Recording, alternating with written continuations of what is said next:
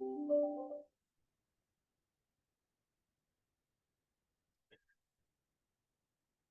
morning, everyone.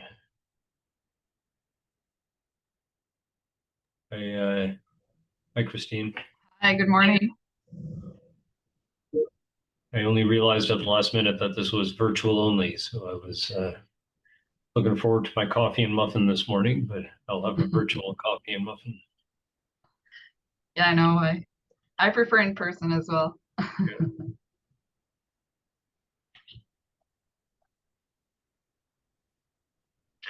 So Christine, I'll probably give it one more minute.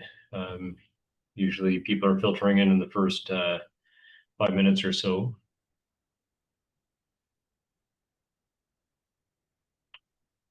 And I wonder if other people are walking back to their offices after realizing they may need to buy their own coffee this morning. Oh, yes, that's right.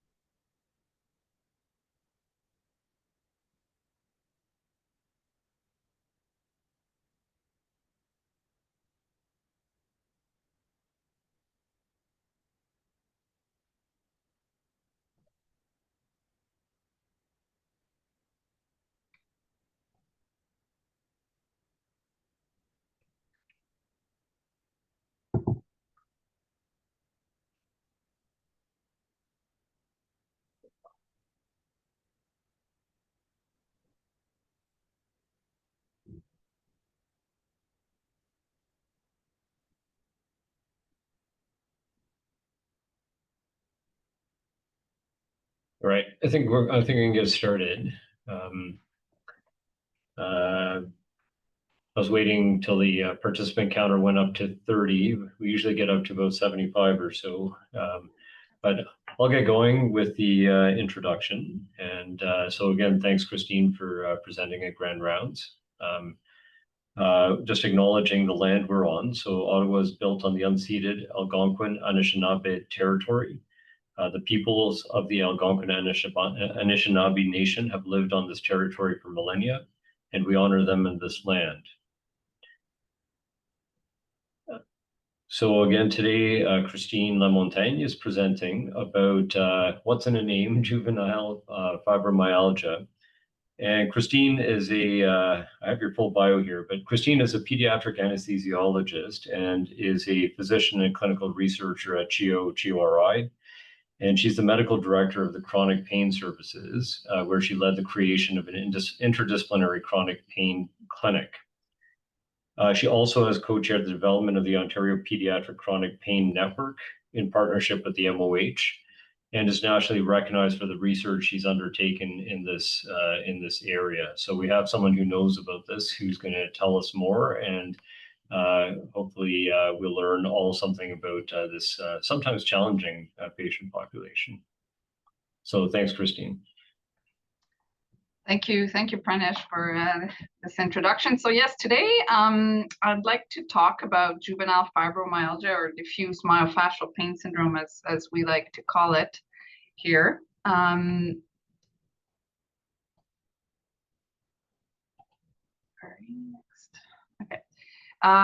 So with the land acknowledgement, I'd like also to acknowledge my colleagues in the pain clinic and the patients and families I work with. I learn so much every day from them, and also from Megan Greeno, one of our NPs, who has contributed to the slide deck.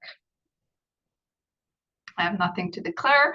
So today I think that we would sort of understand the different and very confusing terminology that is used to describe diffuse myofascial pain syndromes in children and youth, and then sort of recognize the similarities and the differences between sort of the adult and pediatric fibromyalgia, and then describe sort of the importance of early intervention, and also the importance of interdisciplinary treatment. and basically learn where to get help, what to say to patients to start getting some help. So this disease has many, many different names in the literature, which really can add to the confusion for both patients, families, and healthcare providers. So this condition can be called juvenile fibromyalgia. It can be called widespread musculoskeletal pain syndrome. The rheumatologists liked this amplified musculoskeletal pain syndrome. And I use diffuse myofascial pain syndrome to describe this condition. So as you can see, very confusing to even do a research or on this topic. So about 2 years ago, the International Association of Study of Pain, the ISP, came with this new classification, which is now embedded in the ICD-11. And this has kind of solved some of this issue of the nomenclature. And it also has put chronic pain as a disease in its own right. So recognizing that pain is not just a symptom, but it is a disease. It's a malfunctioning of the pain nervous system. So they've divided into chronic primary pain and secondary chronic secondary pain. So what's the chronic primary pain is basically a chronic pain, pain greater than 3 months, that has a sort of significant impact on the patient's ability to function, on the emotional, creating emotional distress, and it's not accounted for any other chronic pain condition. The secondary musculoskeletal pain is usually there is a chronic disease process, for example, juvenile idiopathic arthritis. And although the disease process may be quiescent or well controlled, the pain is still there. The pain continues. So this is called a secondary pain syndrome. And the common ground to all of this is really what we call central sensitization. And I'll come back to that a little later on. So, so the impact of pediatric chronic pain is tremendous. We know that like 1 out of 20 patients suffer from chronic pain in pediatrics. So it's the same incidence as in adults. And that even 4 to 40% of children will have some chronic musculoskeletal pain throughout their lives. Of that group, maybe 1 to 6% will meet these criteria for juvenile fibro, but I will talk about these criteria. They're quite old, and I don't think we should be using it. And that is sort of the conundrum around using this term. So we know that these patients who have primary pain syndromes will have sort of higher pain levels. They'll have reduced quality of life and higher anxiety. Like anxiety coexists in 60% of this population. Depressive symptoms in about 26%. If we say the primary pain syndromes really seem to fare worse than the secondary pain syndrome. So that's one thing that we know from the literature. We also know that maybe 80% of these patients with diffuse pain syndromes will go on to adulthood with pain, with continuing pain. And also we have started to understand that diagnostic uncertainty really is common in this population and really quite negatively impacts their pain recovery and their engagement in their rehabilitation process. So Alex Neville is a psychologist now at Stanford, but she was one of our psychology residents. She did some time here at CHEO and worked in our pain program. So she's published, this is one area of interest for her. She's published on diagnostic uncertainty. And before her publication, there was really nothing in the literature about this. She's identified that, that really patients, about 30% of patients in a pain clinic will have diagnostic uncertainty. So what is diagnostic uncertainty is basically this the perception of the patient that the label or explanation for their health symptoms is missing or inaccurate. This is really linked, and she's linked it to worse pain in youth, a higher pain catastrophizing in youth, and lower health-related quality of life. So she was able to also do some qualitative work on this, and so 4 big themes kind of emerge from talking with these patients. And what she's identified is that the function of a diagnosis is very important. So in other words, like how having or not having a diagnosis can influence the experience of uncertainty. And then haunted by something missing is really a recurrent theme, and we see it also in our pain clinic, is that having that fear that something more dangerous could be happening that has been missed, and searching for this alternative diagnosis. So demonstrating some difficulties in accepting the pain, and sometimes accepting the diagnosis. And then the mistrust of the medical system often is there. Some patients may feel, or parents may feel, that they were not giving a diagnosis, but also that they maybe the way that it was delivered lacked credibility, and then maybe they may perceive also that their voice was not heard through the whole process. So when we can validate the pain and explain a chronic pain diagnosis, we know that patients will have a better acceptance over their chronic pain diagnosis. So that's been actually studied. They will have lower rates of depressive symptoms and pain catastrophizing, which is really it's a psychological construct that really has really been shown to be the major factor in the transition from acute to chronic pain. And we also know that when they have that diagnosis, it leads to better functioning because they can engage more fully in this rehabilitation. And there's also less fear of pain, because there's less catastrophizing or awfulizing of the pain symptoms. So what are the symptoms of this diffuse myofascial pain or juvenile fibromyalgia, whatever we want to call it?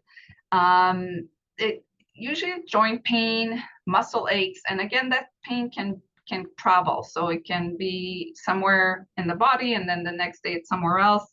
So that's unusual. You can have allodynia, or sensitivity to touch, which is a sign of central sensitization, fatigue, insomnia. You can have irritable bowels, or now we call functional GI disorders. Poor concentration, depression, anxiety. They often will have some chronic tension headaches. They may have POTS, or postural orthostatic syndrome. They may have pelvic myofascial pain syndrome, interstitial cystitis, myofascial chest pain. So all of these symptoms can kind of coexist in this patient population and are part of the picture. So this is the old 1985 criteria for juvenile fibro. So as you can see that it's based mainly on the old fibromyalgia criteria from 1990 from the adult literature, which actually has completely changed. The 2010 criteria are not based on trigger points anymore. So really, that's the only thing that we have in the literature to diagnose in terms of criteria to diagnose this condition. So I think that when we look at this population in our pain clinic, what we see is what I like to kind of divide it is like, what are the precipitating factors and what are the risk factors? So definitely we see patients often presenting with these symptoms that have had a prior viral infection. So they're maybe similar to COVID. There's many viruses that can induce these diffuse myofascial pain syndrome. So influenza, mononucleosis, parainfluenza. So we've seen this even prior to COVID. And the joint hypermobility. So the benign, the whole hypermobility spectrum disorder. So patients who are very hypermobile or may have hypermobile EDS or just hypermobility spectrum disorder will present with all of these symptoms as well, and sometimes fairly early on. So any patients with an inflammatory process, sometimes they may have a positive ANA, but that, you know, that hasn't been diagnosed, and then later on they get diagnosed with lupus. So that's another subset of patients. We also have patients with connective tissue disease like Marfan's and EDS type, other types like the vascular types. I would say that 80% of youth who present with this diffuse myofascial pain will often have one parent suffering from a very similar condition. So there's lots of work in that regards, and there's genotypes that have been identified, and there's polymorphism in the COMT genes that also has been linked to diffuse myofascial pain syndrome, or the central sensitization process. We definitely see more girls affected by this, like maybe 3-to-1 ratio. Why? Often I get asked this question by patients, why are girls more affected? Well, we don't know the answers to that question, but certainly we think there's some work being done, especially at McGill, around female sex hormones. And it seems like the progesterone is pronoceptive, so it's facilitating pain signaling. So, I mean, more to come on this, but definitely there's an overrepresentation of girls in that regards. And usually they're between the age of 13 to 15. Other risk factors that have been identified are central sensitization are pain catastrophizing, as I explained. This is a construct by which is defined as the way that we conceptualize our pain. So the way that we think about the pain is a major risk factor in the transition from acute to chronic pain. So any PTSD, so if there's something traumatic emotionally that happens while the pain is starting, the acute pain process is starting, there's also a big association with chronic pain. And anxiety and depression and stress also all are risk factors for developing a central sensitization process. So we know that what do we know about post-infectious pain syndromes? Not much in the literature in children. We know that 10 to 36% of children that have been exposed to some bacteria or virus GI infection will develop some functional GI disorder or IBS. We also know that the pediatric post-acute COVID-19 syndrome, the PASC, is about 10% or less prevalence. Again, risk factors, similar age, female, allergic disease, chronic condition, obesity, so anything that favors that chronic inflammatory state. And in adults, to compare, like it's a little higher, so 10 to 35% will have this post-COVID pain syndrome. So the other patient population that we see often is the hypermobility spectrum disorder. So a lot of these patients will have very mobile joints, and they will be highly invested in also finding this diagnosis of hypermobile EDS. I just want to say a few words on that this is the criteria for hypermobile EDS have changed, and that it's cannot be diagnosed in pre-pubertal children. And there's really no benefit to seeking this diagnosis because the treatment is the same. So now they've come out with a different nomenclature. So it's a spectrum, hypermobility spectrum disorder. And sometimes there's skin involvement. The subtypes are skin involvement, joint hypermobility, and musculoskeletal injuries like dislocation or repeated sprains. We know that this patient population, 90% will have pain. They will have pain in their joints and their muscles. They will have fatigue, the brain fog, the anxiety. They often have functional GI disorders, functional bladder disorders. They may have POTS and dysautonomia. So the Baton score is a way on physical exam to determine if a patient is hypermobile. So there's a little drawing here. So you have them do these different maneuvers, and it's out of 9. So if they can put their hands flat on the floor, that's 1 point, and the hypermobility of the elbows, if it's greater than 10 degrees, then they get point for each, and the knees also, if they're hypermobile, and the fingers, and this the famous thumb to the forearm. So when we see these patients with chronic pain, I mean, I think it's important that they get a good rheumatological workup, so to rule out any rheumatological conditions. So we need to make sure that they, of course, they have their inflammatory markers, their rheumatoid factors, CRP, NA, C3, C4.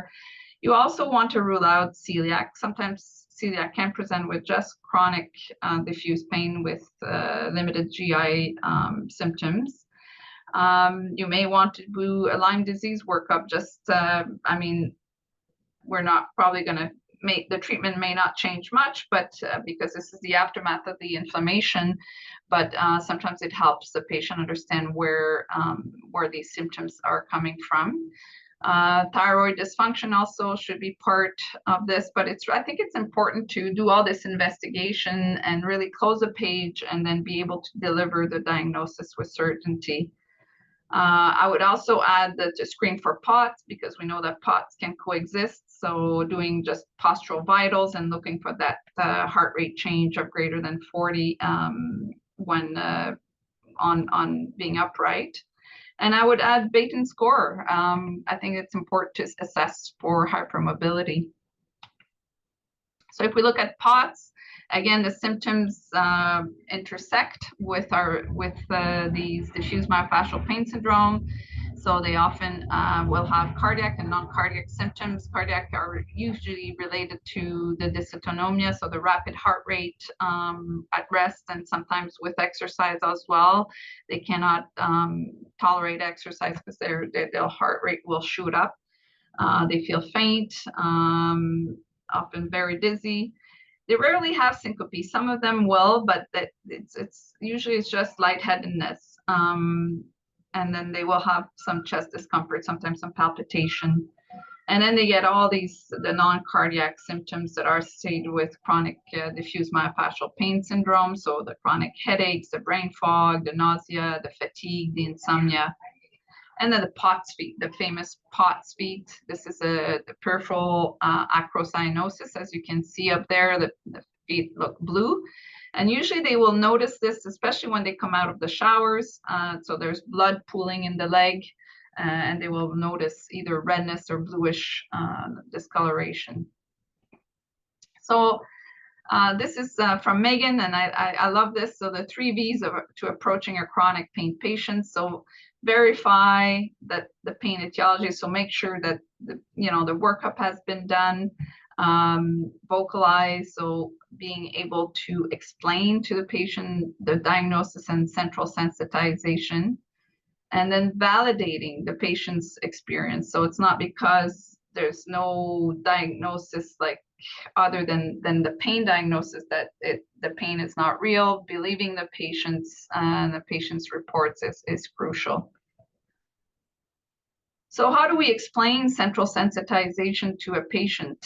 So I typically use the pain explain, and I use this to explain what's happening. So I show them the pain signal. So the first pain nerve in red connects to your spinal cord where you have your pain gate. This is the pain gate is the connection between the first pain nerve and the second pain nerve. And this is where a lot of the medication are going to be acting.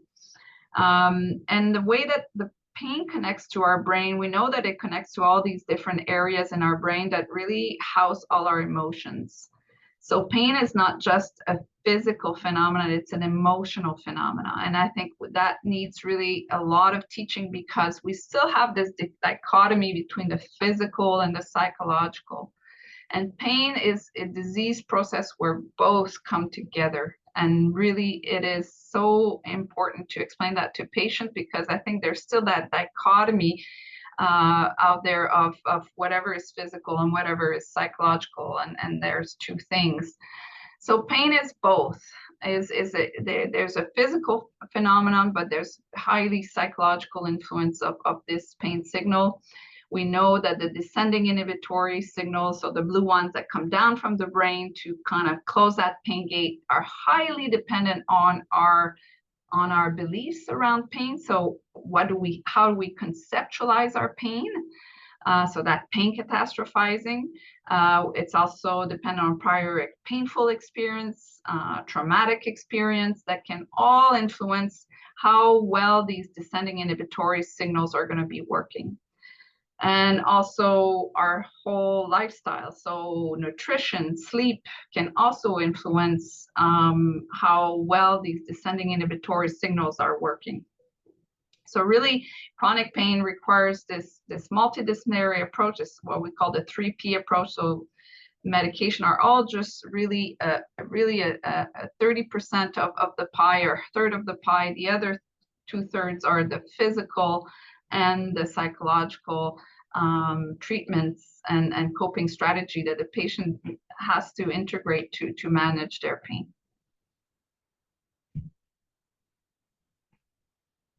So I like to also go with patients and explain the pain spiral. So how did we go from this acute pain that started way back when, maybe, to now, to this chronic pain syndrome? So we know that this central sensitization process happens more in certain individuals. So there's definitely some genetic factors. We know there's some psychosocial vulnerability. So if we have pre-existing anxiety, depression can also predispose. We know also that the way that we conceptualize our pain, the way that we think about our pain, has a major impact on this transition from acute to chronic. And then it's also how we go into that chronic pain spiral, how we perceive that there's tissue damage. We kind of stop doing all activities. We start integrating more passive coping. So going back to bed, spending days in bed, limiting the activities, getting weaker and tighter muscle, then getting even more deconditioned, both physically and psychosocially, and then withdrawing from social activities, which again triggers more anxiety, depression, anger. And then we get this pain-centered life where pain is kind of dictating our lives. And of course, we were hopeful that with some analgesia, some education, that we can lead to more active coping and self-manage. So breaking free from that pain spiral requires setting some goals and moving towards a more function-centered life. And in order to do that, as I said, I think that having that diagnostic uncertainty addressed is important first. And the pain acceptance eventually is a process that comes sometimes with time. And then slowly getting the patients engaged in activities that they like, and goals that are meaningful to them, increasing their activity, going to more physical reconditioning with a paced approach, and then improving social functioning, which then will decrease the anxiety, depression, the anger, and really leading to a more function-centered life. So in essence, that's the approach. So I just want to take a moment to talk about the myofascial system, which I think is a forgotten organ. We don't talk about this much in medicine. So the fascia is really a connective tissue layer that is present over all our muscles, brain, joints, bones, our organs. As I say to my patient, it's like a Spider-Man suit that we have under our skin, over our muscles.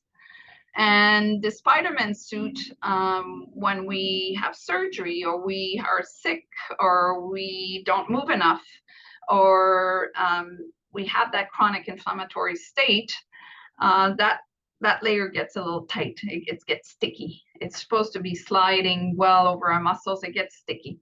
And then the nerves, it's highly innervated and vascularized. So all the nerves, the pain nerves, run through that fascial layer. And when it gets sticky and tight, then the pain nerves start their there's the sending of the signal of the pain, and that's how the pain starts, and then you get into the central sensitization process. But understanding myofascial pain is also can be very helpful for patients. So what we know about fascia is that it's probably old. A lot of the Chinese medicine, if you look at Chinese medicine like acupuncture meridians, they're very similar to our fascial meridians. So we have those fascial bands, as we see in blue, and if they're very similar to the meridians of acupuncture. And we know that treatments that focus on that fascial layer with a component of mindfulness, so having that connection between mindfulness and the fascial layer, are all therapies that have great benefit with these myofascial pain syndromes. For example, the acupuncture, the shiatsu massage, the yin yoga, qigong, the myofascial release. And also, I have to say, like, improving hydration. So we need water for our myofascial system. So that's also one of my first questions is how much water are you drinking in a day? Vitamins can be helpful, like vitamin B, vitamin D, and magnesium, which all vitamins that can be added. So when I think about fibromyalgia, I think about chronic diffuse myofascial pain. It's like a myofascial pain with the central sensitization process. And then on top of that, you can have with or without autonomic dysfunction. Why do we get autonomic dysfunction is because our autonomic nervous system runs very close to our pain nervous system. And when one starts misbehaving and is dysfunctional, the other one also becomes dysfunctional. So the 3P approach, or the 5P approach, as we like to call it, is really the approach for any chronic pain syndrome. It's a combination of pharmacological, physical, and psychological, where the patient has to self-manage. So the patient has to learn to self-manage their pain. We have a big parenting component in pediatrics, and we know that pain catastrophizing is also a major risk factor in the transition from acute to chronic pain in our population. So we need to work with parents. We need to de-escalate the worries and the catastrophizing, the way they see pain as a danger. I always say pain is not dangerous. Your pain is not dangerous. We have ruled out everything. This is not dangerous. It's a malfunctioning of the pain nervous system. So, and pacing is the other P. I think that, often these patients, exercise is a trigger for them. So they don't want to partake in any movement or exercise. So it's the concept of, well, instead of just saying I can't do it, maybe you can do a little bit and start with maybe 5 minutes, and then you can build up from there. So pharmacological approach for these diffuse myofascial pains are multiple, but we often start with, as I said, some vitamin D. I think that often that's low levels are associated with more pain. That's what the literature is showing us. And we also know that in Canada, we need supplementation. Iron, so it's a good thing to check the iron because that can be associated with dizziness and fatigue. So we want to maybe correct that if that's low. Magnesium, we have our famous bowel protocol whereby we increase the magnesium. Why magnesium? Magnesium is acting at the level of the pain gate and can also is a natural muscle relaxant, so it can help with myofascial pain. And then our first line can be anything from the gabapentinoids to the tricyclics or the SNRIs, the duloxetine or venlafaxines are all first line. And then it's just a matter of which one do we choose first to start with, but usually we need something to address that kind of central sensitization process. So if there's more coexistence with anxiety and low mood, I would probably favor an SNRI, and if not, then maybe a gabapentinoid. Again, being mindful that these can also, the gabapentinoids can increase symptoms in POTS, so postural symptoms. So for breakthrough pain, I think muscle relaxants also have been useful in some patients. So sometimes even combining them with an NSAID for these acute on chronic sort of presentation. So we often use baclofen or cyclobenzaprine. I mean, these comes with some side effects of sedation. We have also some compound topical creams that we recommend. The magnesium chloride cream is quite liked by our patients with myofascial pain. There's also diclofenac, 2 to 10%, and all the menthol-based over-the-counter creams also, some patients really find them useful. I think treatment as indicated for insomnia, for the IBS symptoms, for depression, anxiety, POTS, which I won't get into, but that also needs to be co-treated if it coexists. And there's really no proven benefits with prolonged opioid therapy in these patient populations. So maybe for like short period for an acute pain process, but in terms of a prolonged opioid therapy, there's absolutely no benefit. So realistic goals with medication or any intervention is, as I said, it's maybe 30%, 30 to 50% pain reduction would be realistic. Total pain relief is going to be an unrealistic goal. We don't have great medication to treat the central sensitization process. Really, the goal is to improve function. This is really the main goal while minimizing side effects, and then also hopefully get a bit of reduction in pain. So really it's a juggling act in terms of increasing the functioning while limiting the adverse effects from some of these medication.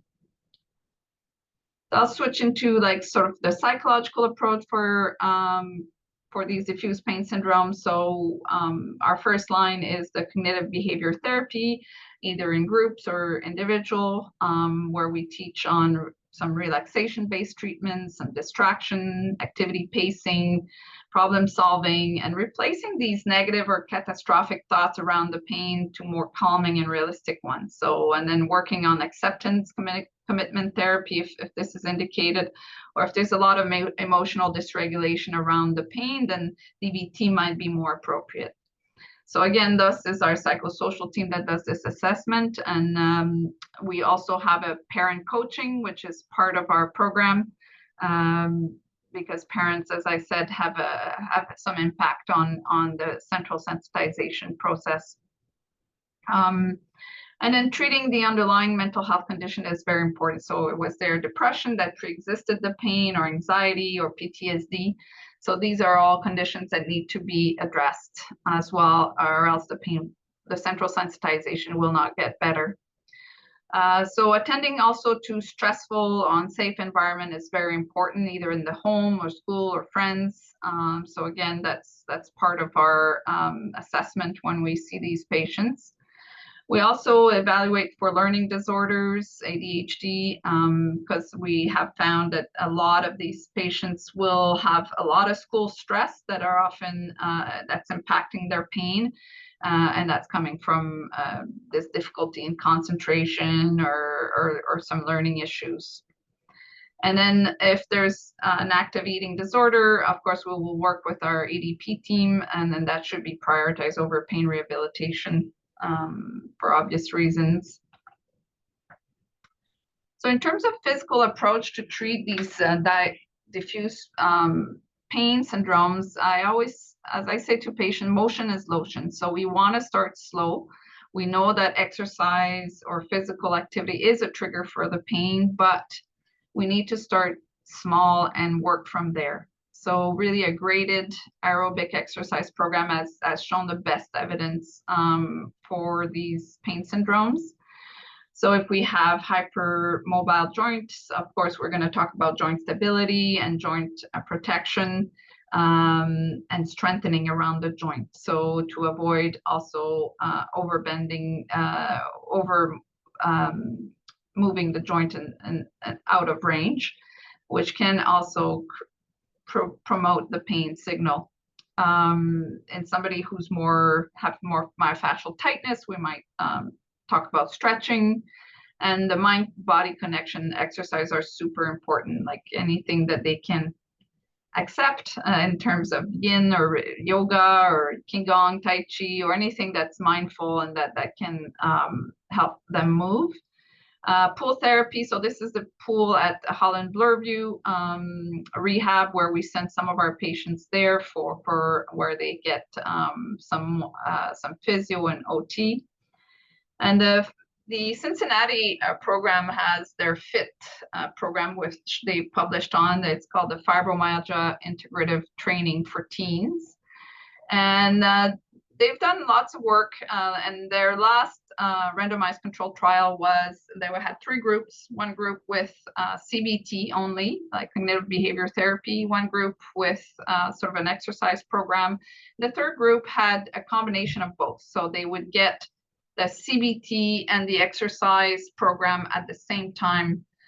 And they found that the group that had that combination treatment at the same time, like the CBT and working on the thought process while they're moving, had the best outcomes. So in terms of function and retention of that functioning long term. So I just wanted to sort of explain a little bit also about the Ontario Pediatric Chronic Pain Network, which might be new to some folks. So in about 2013, I started working with the ministry as an advisor to develop this chronic pain network.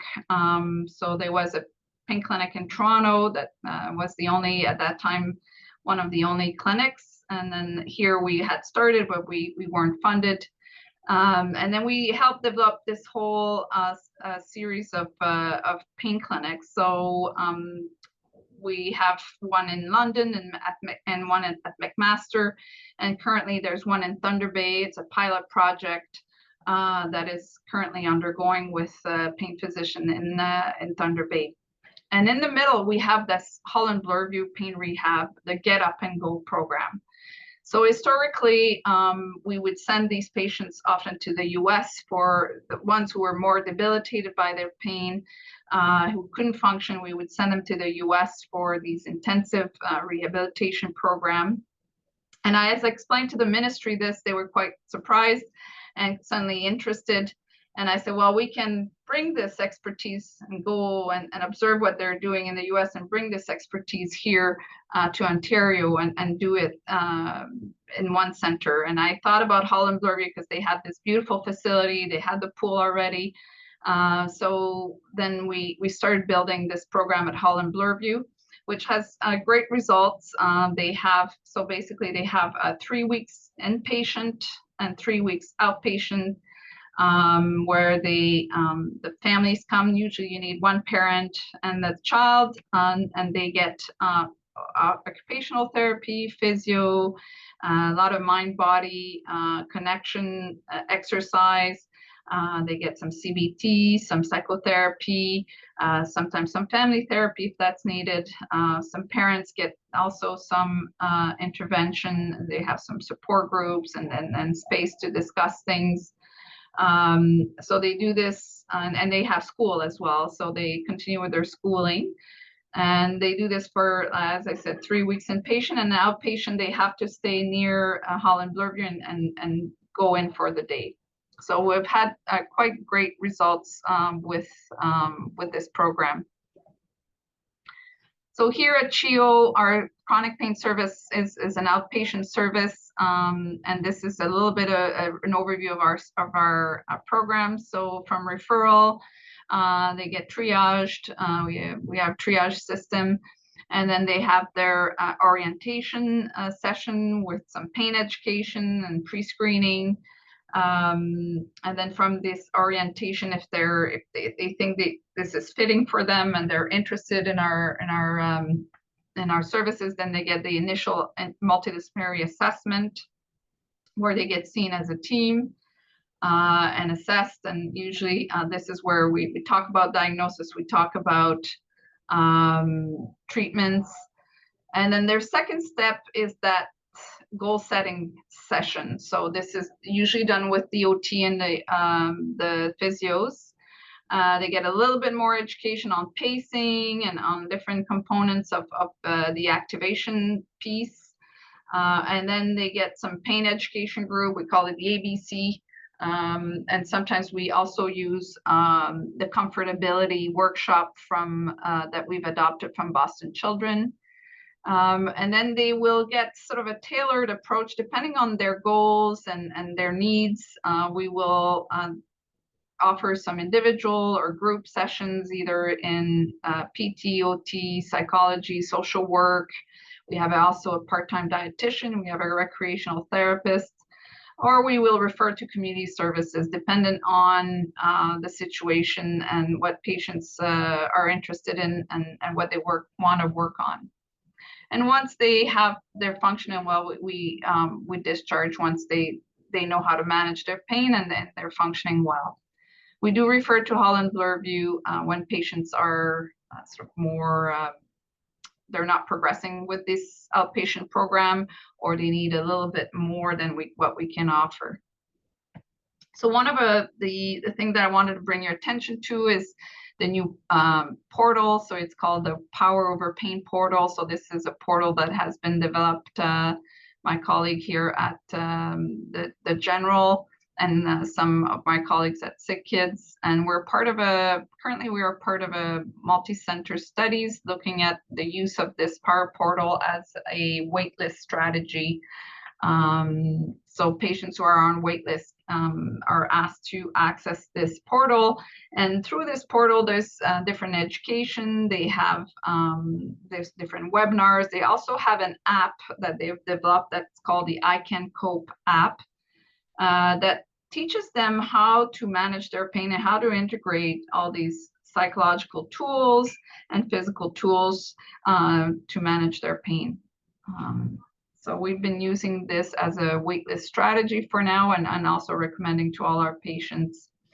These are some books that we recommend for patients who are suffering from pain if they want to get started. So the ones that are, most of our services are based on the Zoffness, Rachel Zoffness book, so the Chronic Pain and Illness Workbook for Teens.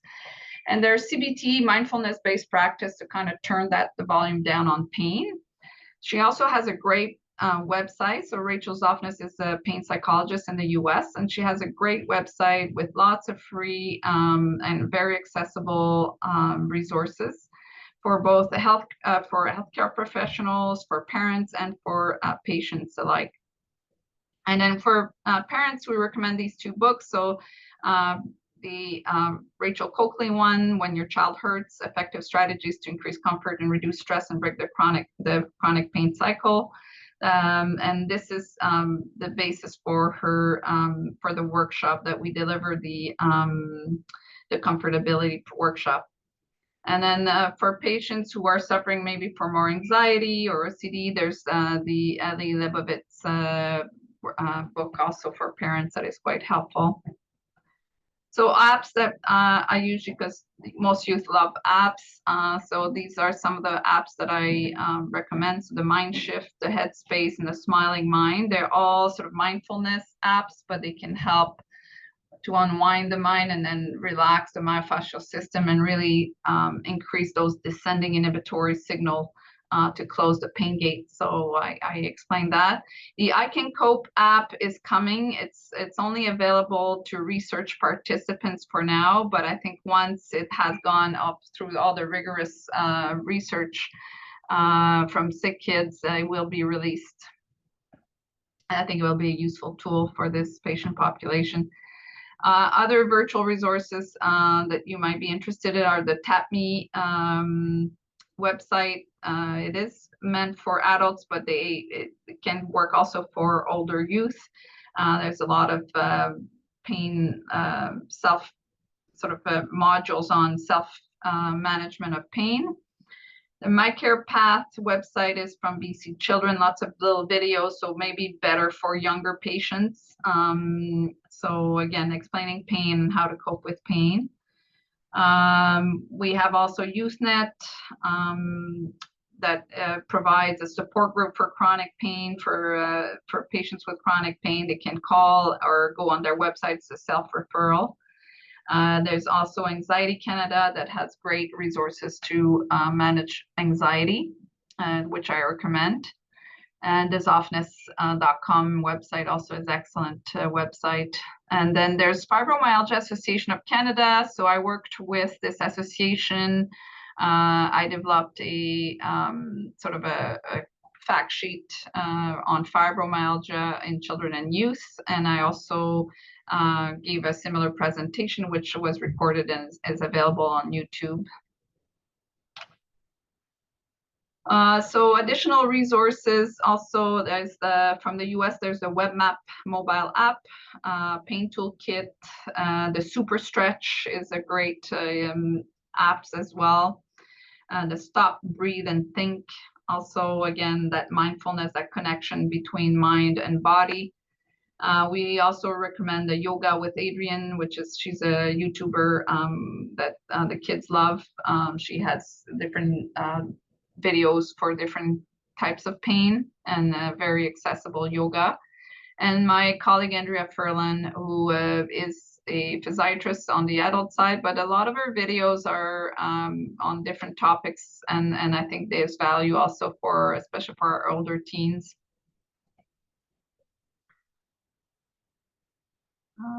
So in summary, I would say that verify, vocalize, validate. I love this, the pain experience. So chronic pain syndromes are a disease in their own right. Understanding and being able to explain central sensitization to patient, I think, is key. It is the diagnosis. So important to be able to explain this because it's a bit complex and difficult to understand for most folks. And then don't get hooked up on terminology, and patients should not get hooked up on terminology. Treatment of these conditions are all the same, that you have hypermobile EDS or hypermobile or hypermobility spectrum disorder. It is the same treatment. And integrating this pharmacological, physical, and psychological approach will really the best way to target the myofascial system and address the central sensitization with this mind-body connection.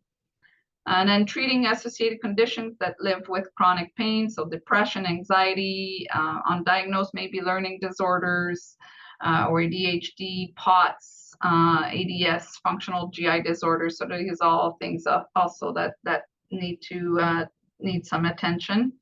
And I think early intervention is key to avoid persistent disability. I mean, outpatient, inpatient pain rehab is really for our more sort of severely impacted patients. And we know that has shown really promising result in terms of reducing disability and pain. So I'll take some questions. And this is my email if you want to email me if you have any specific questions, or my X account.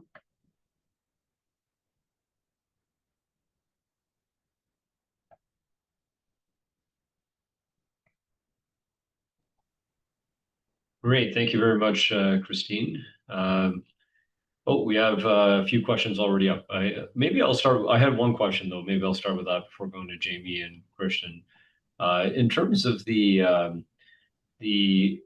myofascia, I found myself wondering about acupuncture and if that has any role in treatment here. I'm thinking back to when I've had enthesitis.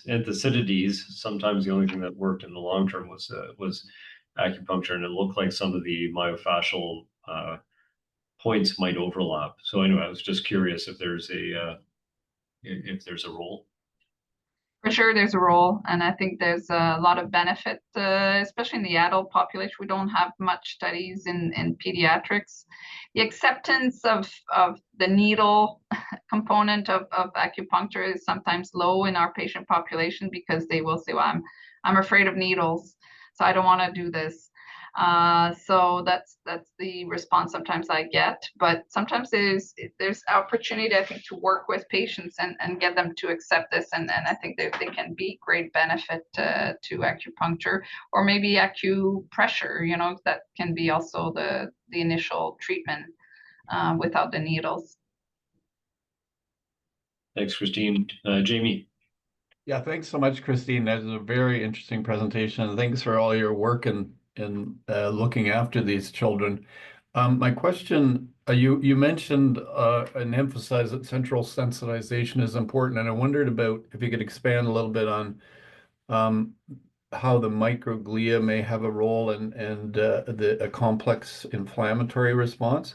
And along those lines, my second question is, are there any novel approaches to interrupting these inflammatory pathways, either, preclinical or clinical studies going on? That's an excellent question. I think that for sure. I mean, that's the microglia is very active. I didn't really cover a lot of this, but because I wanted to keep it sort of light so that folks can explain it to patients. Because if you make it too complex, then patients lose. And they're like, oh, I don't know what she's talking about. So yeah, the microglia is very active, and we didn't know this previously, but we think that the microglia has there's different neurotransmitters there, and it's facilitating this connection at the level of the dorsal horn, and quite involved with the central sensitization process. Yes, there's lots of research right now looking at anti-inflammatory sort of approach to decrease that connection of the microglia. I mean, we don't have anything that's ready to, clinically to use, but definitely there's lots of research in that area. Yeah, great questions. I mean, the low dose naltrexone is one that you might also have some questions on. I think that has been accepted as a treatment in our adult fibromyalgia, and it acts on the microglia.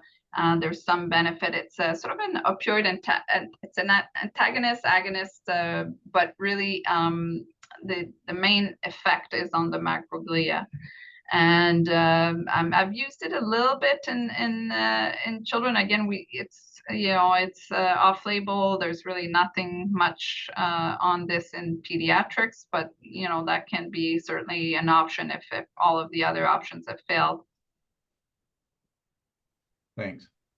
Thanks, Christine. And just in the chat, there was a request for either your slides or at least the links / the list of the resources that you were showing. So, yeah, happy to share. What would be the best process for this? Yeah, I think if you could send that to Rachel Dunnigan, she can distribute it to our PEDS group.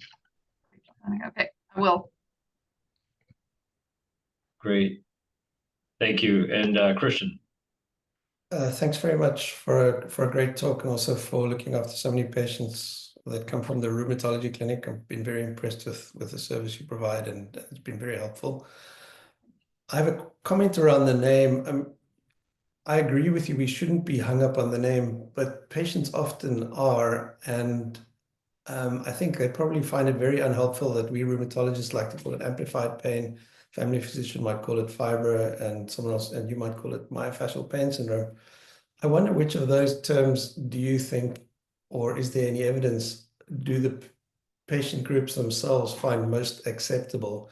And perhaps we should all move towards using the same terminology just to give some a unified front in terms of what we're presenting. That's just the first. The second, if you could just comment on the adolescent and transition services for this group, because many of them we diagnose at the age of 17, and I'm a little unsure about what their options are once they're diagnosed at that late age. Those are excellent questions.